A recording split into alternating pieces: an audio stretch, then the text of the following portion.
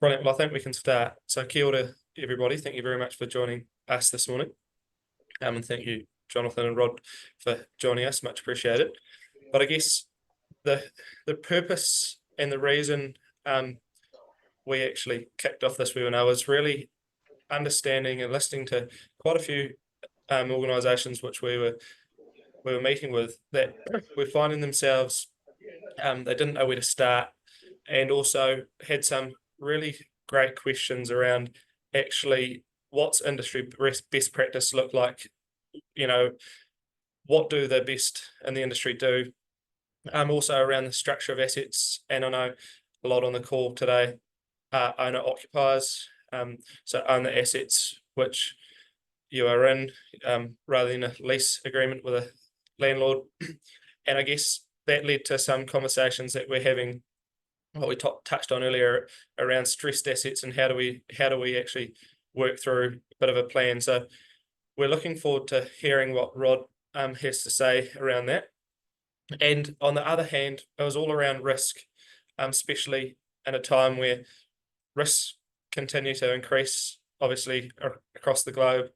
Not to be naive of what's happening in Europe, and also what it's doing to shipping, etc. In terms of pricing and adding risk to supply chain, but actually focusing prior to any project starting, what risk can we mitigate, and ensuring that we actually mitigate this risk. And lots of our clients don't do this very often, so it's ensuring that we actually are providing some knowledge, which is the best knowledge. Which, Jonathan, we're looking forward to what you have to say there. But I guess the reason we set on these webinars is just a link with our purpose, which is to do more good. And for those on the call that don't know, my grandfather started the business in 1966 because grandma went blind and she had 4% peripheral vision. So she used to pack the wood at night so he could quote the projects. And we tell that story for two reasons. One is the level of trust that's needed amongst the project group to ensure a successful outcome is the same level of trust that grandpa and grandma had between them. But also it's quite a fitting metaphor for a lot on the call today where actually you're blinders to the outcome. So we hopefully this will provide a bit of an insight and a bit of a pathway forward to be taken on. So with that, I'd like to welcome the two subject matter experts we've got today. So Jonathan Simons from PwC Legal is a director there, and I've had the privilege of working with Jonathan and have really opened my eyes as to how to mitigate risk through property transactions. And for those that are joining from the Wellington region, he was involved with the new development for B&Z 1 Whitmore Street. So thank you very much for joining us, Jonathan. Much appreciated. Thanks, Janice. And secondly, Rod. Now Rod's a fairly familiar face in the property sector, having quite a public role with Auckland Council and leading the head of corporate real estate there, but also known for bringing activity-based working to the country with what ASB done and Wynyard Quarter in a former role. So Rod, thank you very much for joining us. No problem. Thanks very much, Janice, for the introduction. Brilliant. So with that, Rod's going to give us an overview around the pathway and the journey that they've been on, that Auckland Council's been on. So if we can give Rod a introduction, although we may not be able to hear it, much appreciated, and over to you, Rod. Thanks very much. I'll just make sure I've got control of the screen. Kia ora tātou, everyone. Rod Aitken, Head of Corporate Property. Auckland Council. I've been here for about getting on 7 years, and before that, as Jonah said, I was Head of Workplace at ASB for a number of years. So I'm going to talk a bit about portfolio optimization. And Auckland Council's excuse me, journey with portfolio optimization has really been joined at the hip with ways of working, workplace strategy, and also with organisational change. But I won't have time to talk around ways of working, workplace strategy, and I'll just lean into business demand, organisational change. but really just a bit of a focus around our journey through portfolio optimization, which we've called our Work Smart program. Okay, so first of all, just some program headlines around the Work Smart program from a portfolio optimization perspective. And then I'll provide a bit of a case study in the North and West where we've created a new office building, leased office building. So the situation we sort of found ourselves when I came into Auckland Council was still pretty much Auckland Council amalgamation. So there were a number of issues relating to the property, the office accommodation. And the key, to summarize that in headlines, there was just way too much space. And we kind of knew that very intuitively, walk around the space. And it was, you know, kind of had an empty feeling about it. But once we drilled into it more, we really sort of got a handle on that. And aligned with that is that it was seriously underfunded. So we did some asset investigation early on in the piece, and we had about 90 million to maintain the property over the LTP 10-year program of renewals. But we kind of figured we needed more like about 280, so nearly 3 times as much to actually fix all the problems over 10 years and keep the lights on. So there was a real property supply problem. Not enough money to maintain too much space. And then from a business demand perspective, you know, they were really looking to sort of start into that productivity uplift piece. So they've been together for about 6 or 8 years, been a lot of work on the customer side, but they really wanted to start supporting staff better. So that workplace and as a result, customer experience was big on the target list, but also consolidation, sort of getting teams out of those legacy office buildings and bringing them into a consolidated footprint to get some sort of organizational alignment. And so what we sort of did is we tackled this at a portfolio level, and I think that's the fundamental message here in the first slide. So the first thing we did is really investigate the business demand side. What are the key drivers that the business was looking to do? And there were the usual suspects. The business was very keen to lift its customer experience by creating a better workplace experience. But we kind of knew we had way too much space to try and be effective and underfunded to be effective in that area. But also, and this was the real kicker from a strategic perspective, our operations teams were very keen to consolidate their teams out of the legacy office buildings. So they were asking us to think about how we would reorientate the property to support organizational alignment. So that's one of the key drivers that we're able to lean on through this whole program, that the need to create a one team and to bring everyone together, and in doing so, help with creating a better customer and workplace experience. And then just going back to the property supply side, so a few data headlines. So we knew we had way too much space. In fact, when we drilled into it, we were sort of running at about 20 square meters per person. At the time, you know, through the 2010s and onwards, that had best practice approach had drifted from 16 down to 14, down to 12, and then through COVID, it's below 10 now. So we knew we had too much even when we started the program. And also we did a lot of work on understanding our buildings, which were predominantly owned, one big lease property. And they were really getting pretty dodgy, less than 3-star equivalent. So we're able to benchmark the quality against Green Star and of course the usual NBS, asbestos and weather tightness issues. And then the other thing that we did was we had a good hard look at our cost per person, cost per workspace and our operational costs.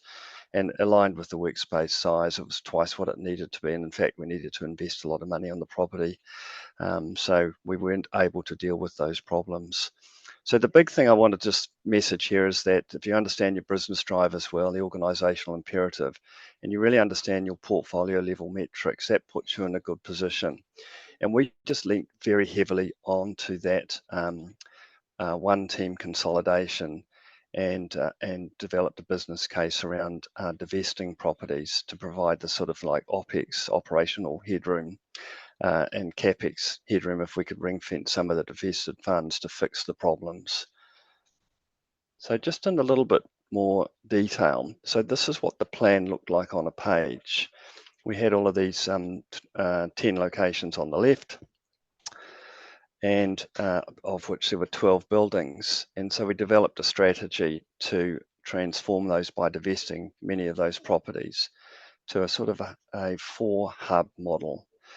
In Auckland House, where I'm sitting today, the old ASB Bank building, opposite from Aotea, retain a building in Henderson, retain a building in Manukau, and go into a new agreement to develop and lease in Albany. And so that really was the big piece of the puzzle around creating that one team piece, get those new blocks in the right location. And then in addition to that, we developed a strategy to invest in the back office areas of our libraries and leisure centres. We called those spokes, and from there we would get a better sort of customer experience by allowing our staff to get closer to customers, and also work from home piece. So overall, we were looking to consolidate to the hubs, create our reach out into our customers with these drop-in spokes, overlay a digital strategy that enable us to operate in that way. And if you looked at the headlights in the bottom, we went from 105 to 55,000 square meters or thereabouts. And through those divestments, created the operational budget headroom to provide us confidence to invest in better buildings, and also some cash receipts to invest in the new technology and workspace fit out.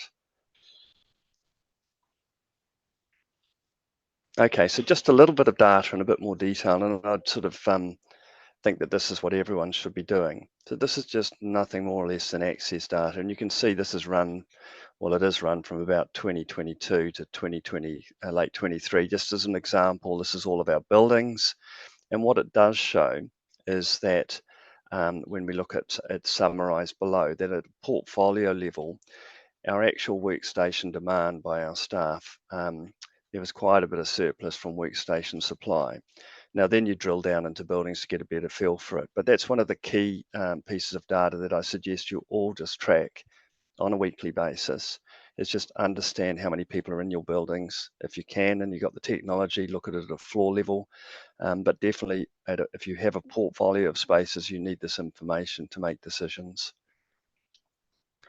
From that tracking through COVID, and as we emerged through COVID, we had further confidence to consolidate out of a number of our CCO council-controlled organisation spaces and consolidate to our building with the lowest operating cost per workstation, which is Auckland House. So Auckland Transport subleased a floor and consolidated down. We had the data to support that.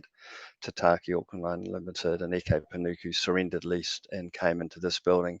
And the sort of money we're talking about is that sort of generated or saved about 20 million in lease costs over the next 6 years. So you can see how impactful this can be if you understand your data and have the confidence to consolidate.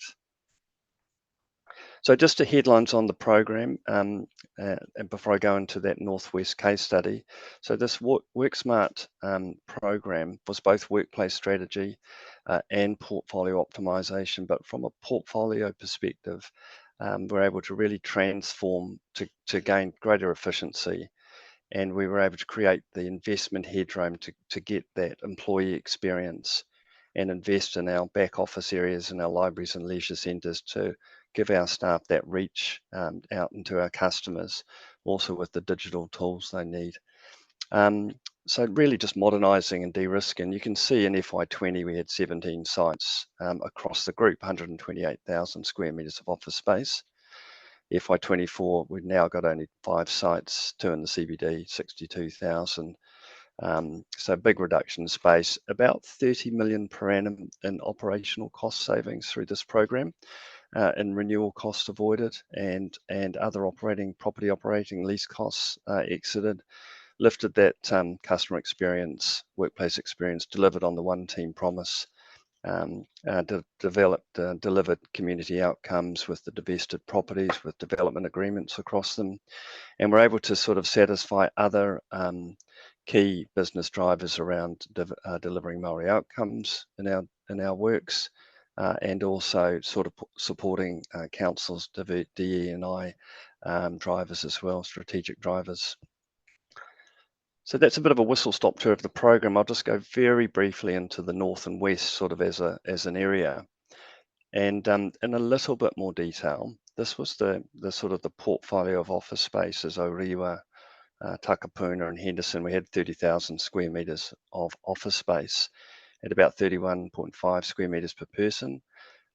Pretty obviously not best practice. And we consolidated through a new agreement to develop and lease with Asset Plus in Albany, which is now delivered, to get that one team piece in the north and west, a really good modern building, and also invested in spokes and back office refurbishments in the libraries and leisure centres.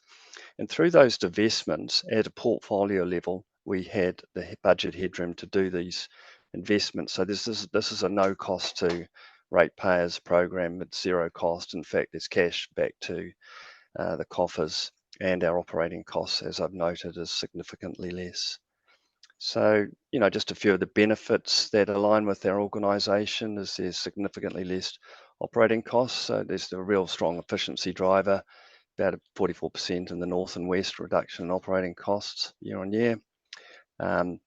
Significant decarbonising in the north and west through consolidating, but also through having more modern buildings, more Green Star equivalent, neighbours equivalent buildings, using those as benchmarks. And finally, just a great building for us to all work in, bringing us together, really good connection point for a community, and really good well-being through Green Star, end-of-trip facilities, etc.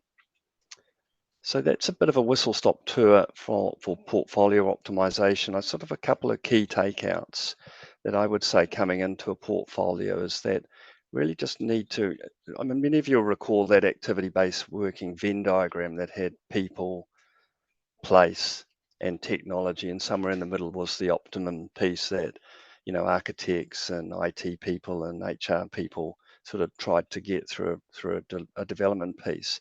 I think the key thing here is that around all of that is your business objectives, your business drivers, your strategic outcomes. That's the piece you have to understand first, because then you can fully inform the right people to deliver on those outcomes. So that business demand piece, just really understanding that and how that's changing and evolving, is just super important. And we were able to really lean on that one team piece to actually kick this off in a positive way. Property supply, you need to know all that from a data perspective, benchmark against industry best practice. And then that sort of supply versus demand alignment is you really got to do it at a portfolio level first, because then you can sort of swing the budgets and swing to new sites. If you're just doing it on a site by site basis, it all just gets too hard. Another example of that is that we are now consolidating a lot of records and archive storage across the region. And, to do that in a case-by-case basis to keep it local, it just doesn't stack up commercially. So, look, I advise you all to look within your regions, not just within your council for those who are in councils, to see what the opportunities are to co-join, and lean on each other to create value through consolidation. So the other thing I would say, trusted partnerships across your organisation, absolutely a must. I've got here procure the right consultants, suppliers, contractors, but it's more than that. You've got to have the right people in the right roles doing the right job relating to the organisation, the right people in the right roles. That could be your internal property structure, but also your consultants, suppliers and contractors. And then something which I've always attested to, there's no workplace strategy or ways of working without a good portfolio optimization piece providing the funding. So certainly not within council. So, consolidation will open doors with your CFO. And that's it. Thank you very much. I'll hand back to Jonas. Thank you, Rod. Very insightful. And I guess that a couple of key takeaways, and there's a lot in the short presentation, so thank you very much.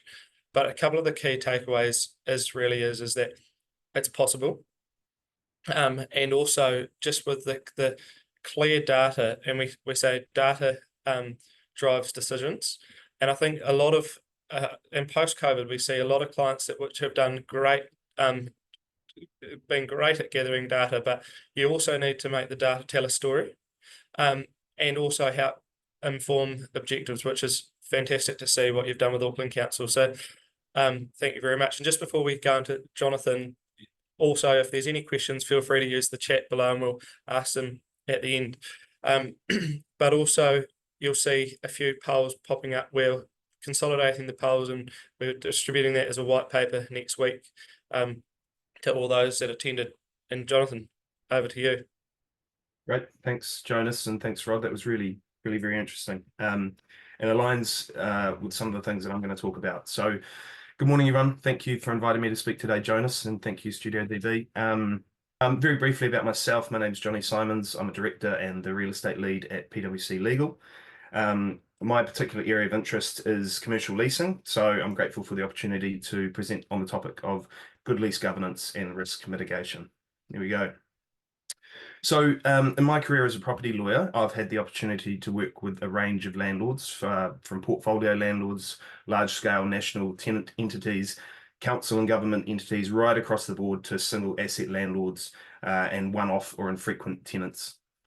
So I think this has given me an insight into the different viewpoints of landlords and tenants, which I think means I have a good feel for the drivers for both parties when they look to engage in a leasing transaction.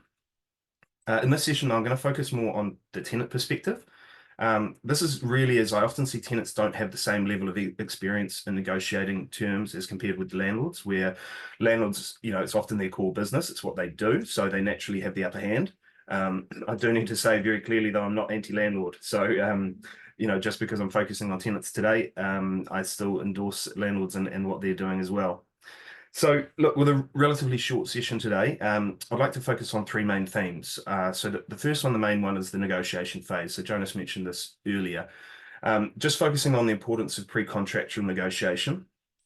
More briefly, the second theme I'd like to talk about is the leasing team integration piece.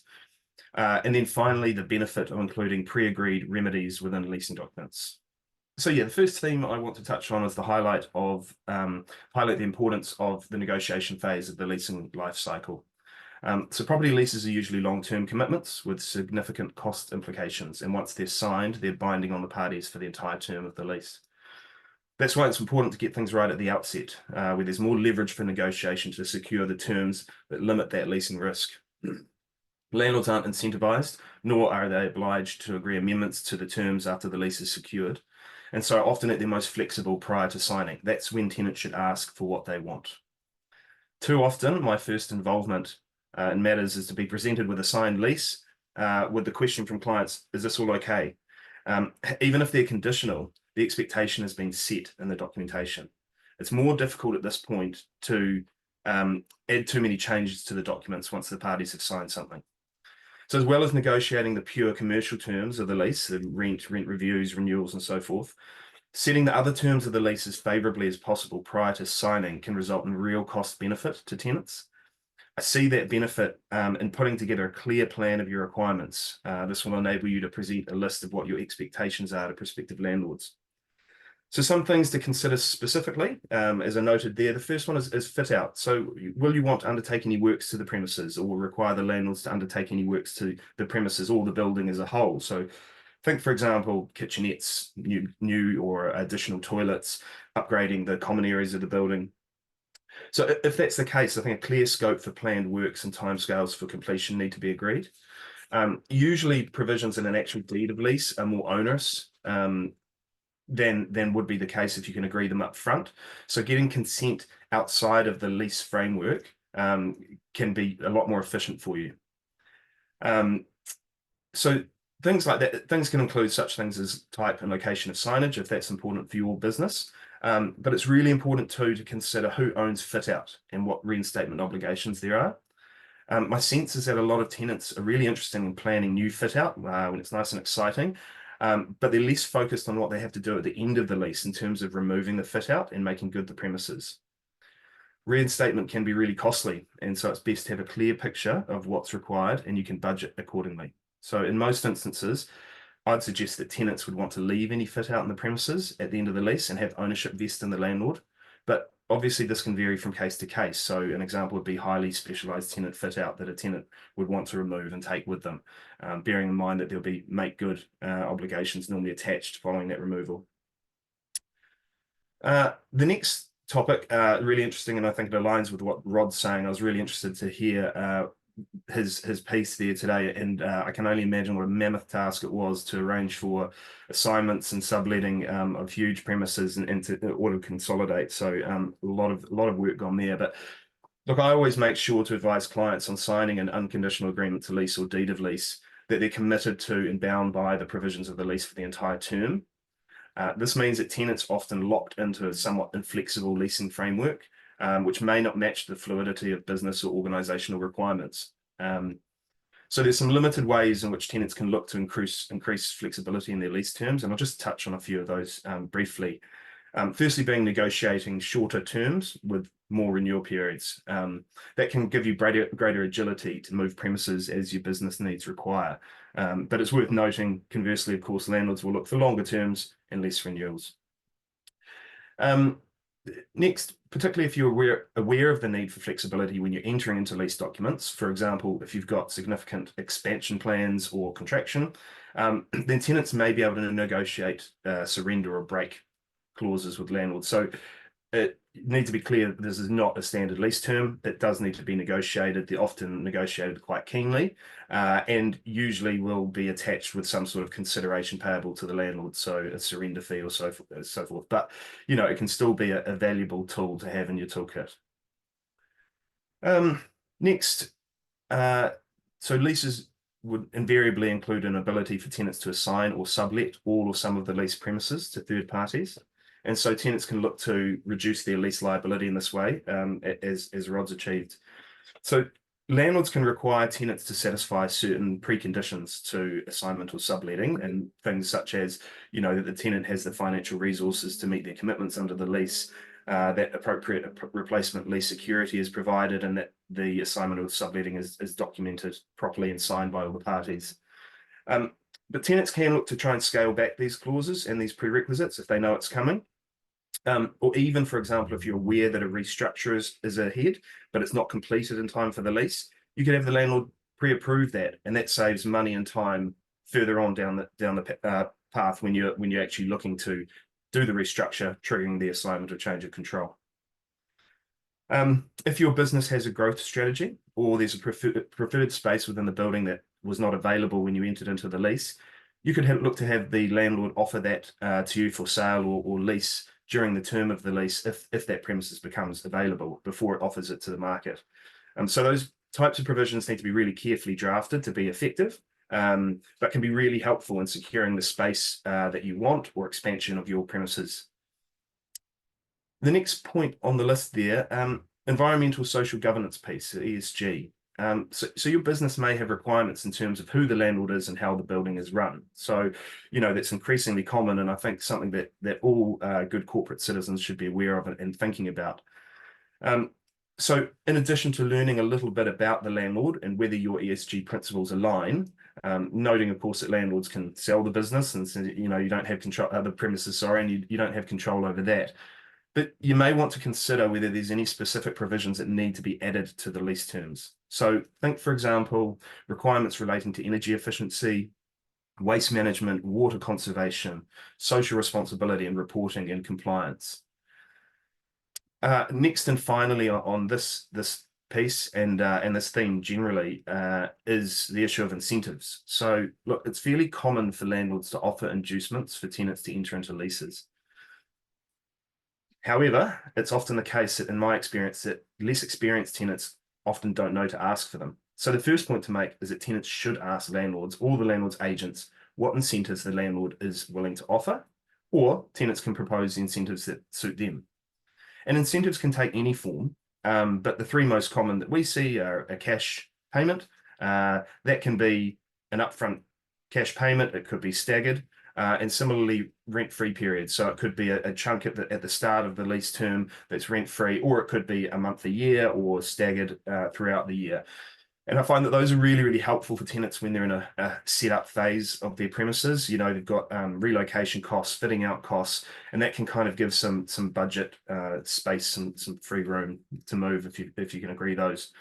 And then finally, fit out contributions. So where the landlord contributes a certain amount to your fit out.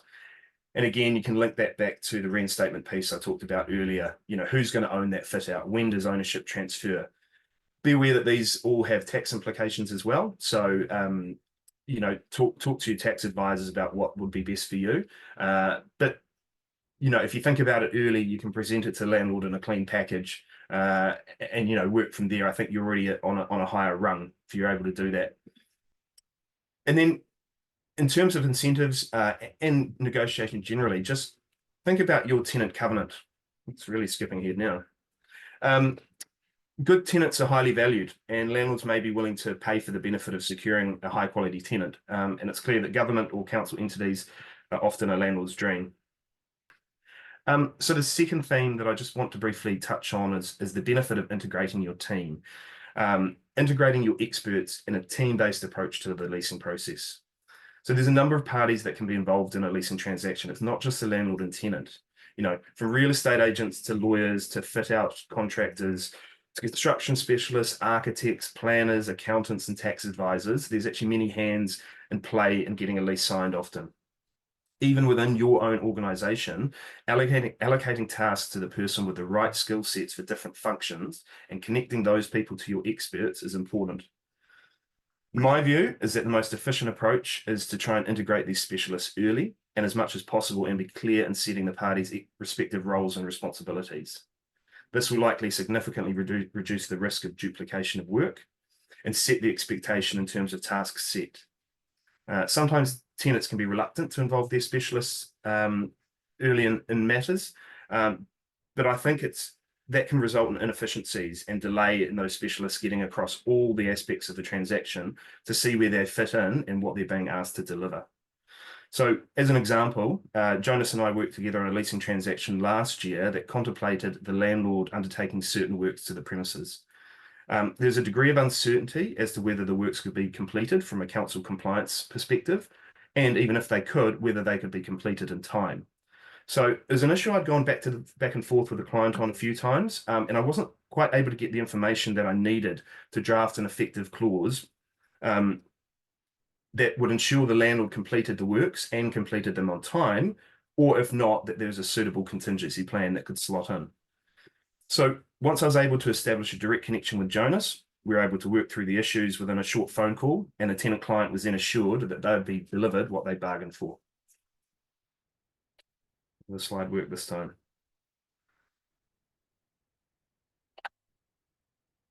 There we go. And look, finally, my third theme I want to briefly touch on is the value of actionable remedies, particularly in agreements to lease, where the parties are often responsible for more key deliverables than following commencement of the lease. So what I mean by actionable remedies is creating inbuilt remedies in lease documents that parties can access without having to call on general dispute resolution processes. A standard dispute resolution mechanism could be for the parties to attempt to resolve the issue between them. If they fail to do that, they may agree to submit to mediation, but they don't need to. And if the parties are still unable to reach a resolution in the dispute, the next step is to submit it to an arbitration process.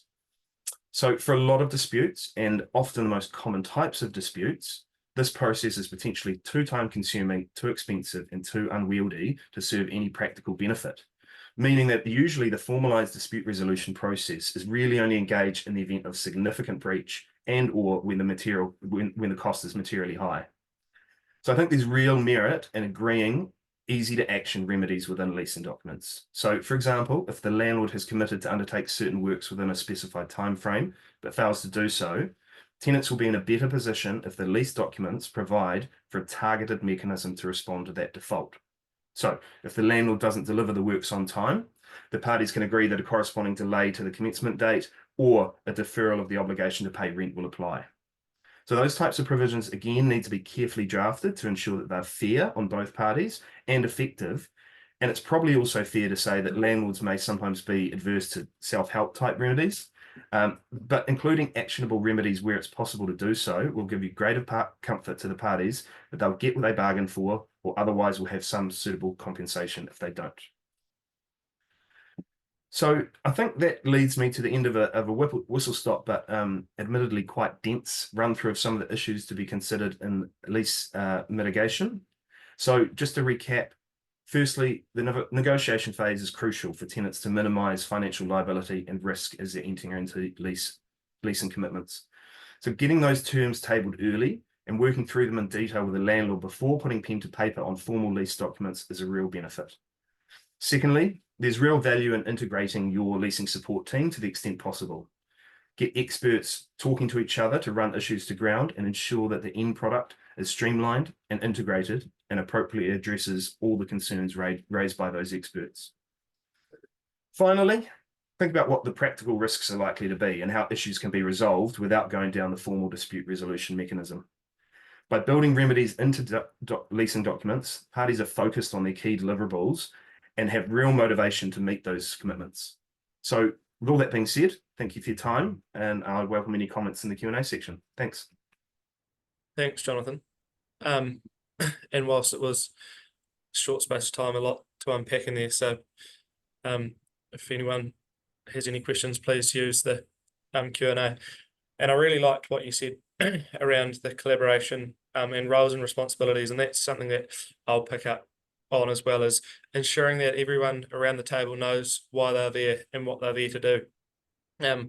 Because through these cycles and through the lease negotiations, everything is consistently a moving target, and I guess that's really important. And this is our methodology, which we partner with a lot of government organisations, local councils and private sector, as well as our future-proof sustainable deliver framework. And really what we've been talking about today is the future-proof piece. And I guess typically, and in the past, a lot of clients will start to engage once there's been a CapEx established or a lease being signed. But we're saying and helping people understand that actually often the risk is best mitigated prior to lease being signed, the lease being signed, or the ATL being signed. And I guess it's really understanding what does great look like. And as Rod and Jonathan pointed out, is we're in the privileged position of having a lot of projects and being involved in a lot of projects in the history of our careers, and understand actually what does good look like. And so the first piece is actually for us helping yourselves understand what does good project governance look like. What does it mean both on a portfolio level, and that's where we start thinking about real estate strategy. What's our strategy moving forward? And for those organisations that had completed their real estate strategy in 2019, by March 2020 it was all fresh again. So I guess it's not a set and forget, and I know a lot of us work on long-term plans, but it's not something that we will prepare this year and forget about it for the next 5 years in terms of the corporate portfolio. And a lot of that then, as we're transitioning through, it's typically called the deal cycle or the lease negotiation cycle, is there's a lot of work that needs to be established to actually establish where the risk lies, and that's around the buildability analysis. So some buildings, whether it's going to be a new build or whether it's a consolidation into an existing build, some buildings, the services and the engineering, they're expensive buildings to fit out compared to other buildings. So it's important that we understand that risk. And then the base build validation, and this particularly around existing assets, is actually understanding what's the lifespan of the base build. And when we're talking base build, we're talking the specified systems, for example, fire, HVAC, and mechanical typically. And I guess these are two large risk factors that if we don't address through the lease negotiation period, it can mean that a significant portion of the fit out budget or the CapEx is actually used in restoring those to working order and future proofing you for the next 10 years or however long the lease term is.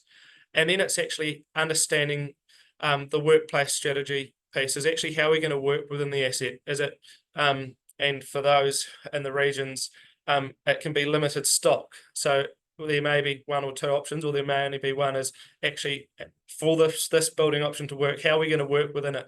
And that's really important to go, well, look, is there any other industries that are working the same, or how do others do it in terms of regional locations?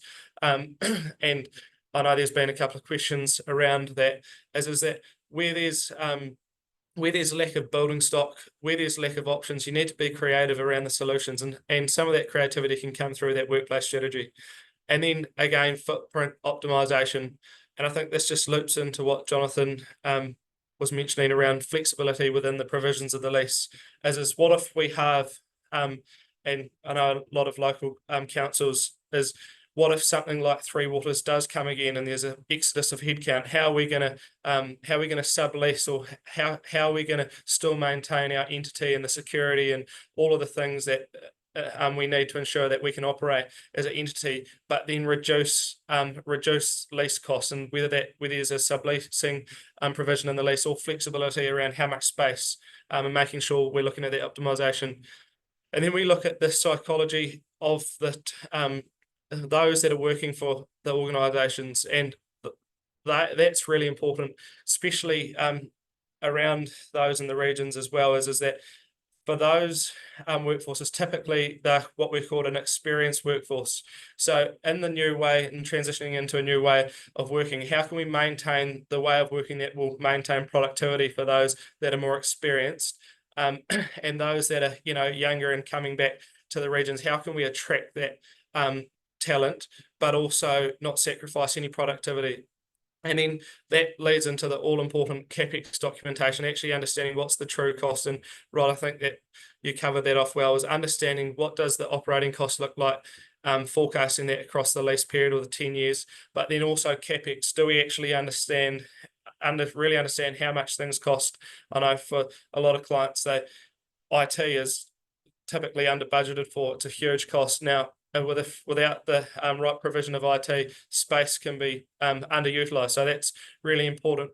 And then also the all-important return on investment reporting. That's obviously for those in the private sector, making sure that the board and the shareholders can see the return on investment, but more importantly for those in the public space, that the taxpayer and that the rent payer can understand that there's a smart commercial decision. So that is all really important to make sure that we lock away prior to the lease commencement. And then also maintaining, and coming into the consultant team, is maintaining the mindset of exceptional deliverability. So how are we going to deliver this through that phase, so that there's a aspect of realism and reality in negotiating some of these clauses, so that all parties can be happy in day one shift, and as it's a happy relationship going forward. So that was all that I had to say. And over to you, Rod. I think there's a couple of questions. One which, and Jonathan, you can also, you've had experience with both as well. So just what are the main political challenges you've faced, and what is the main difference from optimisation in private and a local government? So maybe if I start with that. So the political challenges are more around process. So there's a lot of process in political decision making. So generally how it works in the public sector is that the chief executive is empowered to spend up to a certain limit, or manage the corporate properties within a certain limit. It gets a little bit more complicated in community assets where local boards have sway. So most projects would sit at the chief executive level. The reason we went at a portfolio level is because we wanted to be very transparent with ratepayers and with our governing body around what we were proposing to do. And I suppose it would be fair to say that some of our elected members were more attached to the old legacy, what they called civic buildings. Look, everything might be a civic building at one stage, but post amalgamation, they were just office buildings. And if you think about Oamaru's a good point in case, the old BNZ building there was a civic building. It's now probably has a very different use, and as is the GPO and Britomart. So I think some of the elected members had a little bit of a challenge getting their heads around that they were actually just back office workspaces. The civic buildings of today are the libraries. This, of course, yes, the town hall, but the libraries and the event spaces are kind of more civic, have more civic presence. So I think it's about shouldn't shy away from confronting if you need to, and it's good to be transparent. But sort of political interference can be difficult because of civic buildings are generally the chief executive level. The difference between corporate and public, it's not really that much difference. I think the same principles apply. You've got to know your numbers. You got to know, what your shareholders are looking for, your ratepayers are looking for, and in Auckland, it's all about efficiency. You need to know what your business objectives are. So there's really not too much difference. You just need to apply the same principles in both, and it's good to have the same rigor and the same commercial view on things in both corporate and public sector. So I would say no differences really. Thanks. Very good, Jonathan. Yeah, look, I probably don't have too much to add. I think Rod's obviously the expert in this field. I mean, I'd have the perception that maybe the decision making might be a little bit more fluid in the private world, but ultimately, I think what a key driver is happiness of people and staff, and you've got to make sure that if you're going through a rationalisation process, that the people are still going to want to work there and still be happy and still have access to the similar facilities that they're used to. But other than that, I agree. I mean, the process is probably reasonably similar in the end. And from a legal perspective, certainly, there's no great difference other than potentially council or government bodies might have slightly more flexibility in terms of landlords being more amenable to dropping space and sort of having a little bit more flexibility given the size of the tenancy normally. It's good. And I think that's really important. And Rod, you touched on it. Often that we work across both sectors, privileged with large government clients as well as councils, is that the process still stays the same. And the due diligence process is no different. It can just take, in alluding to what you mentioned, Jonathan, is making sure that's the first part of project governance, is understanding the length of time it will take to a decision to be made, because there may be some consultation that's needed to ensure that actually something will happen. It's not just something that's researched and then also pushed down the road when you're in a distressed asset already. And another question around councils was, would structuring council commercial property, including admin buildings, into a CCTO whose focus is to drive returns back to council, drive more effective outcomes than having them embedded in council's broader property portfolio? Rod, I'll let you take the lead on that one. I'm sort of the mindset that we make it too complicated by creating lots of different structures and entities. So that's where I'm kind of at the moment, is that if you look to Brisbane Council, for example, there's the public go to the website and you can see Brisbane Council.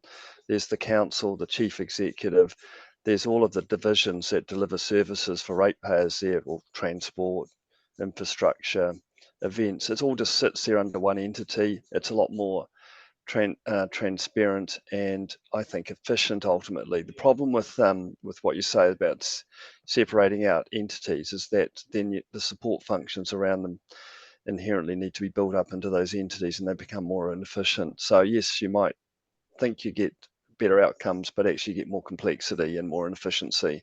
So yep, there can be pluses and minuses in both ways, but I would sort of attend that forming under one umbrella can drive greater efficiencies overall. Good. Jonathan, do you have anything to add? Certainly not on that one. I wouldn't like to step on Rod's expertise, so I think his answer makes complete sense to me, but not my wheelhouse. Well, in your warehouse, Jonathan, what do you see what are the common things which are missed? Obviously there's a lot going on, but through or prior to the lease negotiation and the commercials being agreed, what are the sort of the top two things which are often missed for those that are less educated? I think one of them possibly is sort of the lease security piece, which I didn't talk about today given time constraints, but sorting out what the landlord's going to require. So, it's not a problem for council or government entities.